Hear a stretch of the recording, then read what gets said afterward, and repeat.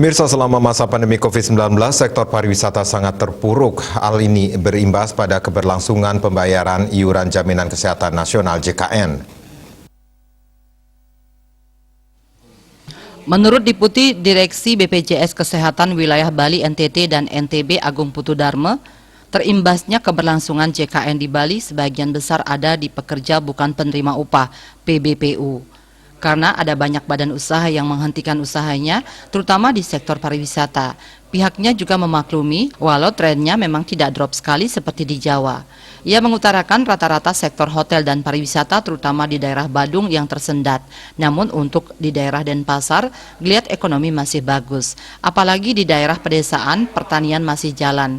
Ia pun berharap dengan akan dibukanya pariwisata internasional, ekonomi bisa bangkit lagi. Saat ini untuk di Bali dengan jumlah penduduk 4.273.992 jiwa, total ada sebanyak 3.962.235 yang menggunakan JKN atau total 92,71%. Sementara yang belum masuk JKN sebanyak 311.757 atau sebesar 7,29%. Lebih lanjut untuk cakupan kepesertaan di Bali Nusra ada sebanyak 13 juta jiwa dari total 15 juta jiwa.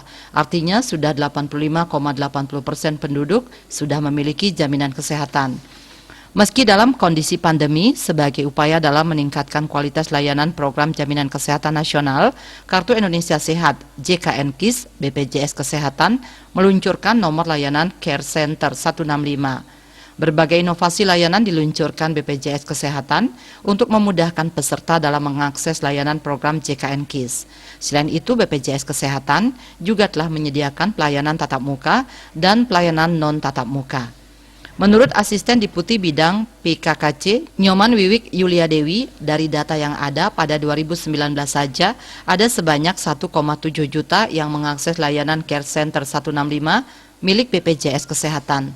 Kemudian selama pandemi di 2020 masyarakat yang mengakses meningkat menjadi 10,5 juta. Jumlah ini menurutnya kembali meningkat sebanyak 13 juta tahun 2021 yang mengakses care center. Ini menjadi salah satu akses yang bisa menjadi alternatif selain peserta bisa datang ke kantor cabang.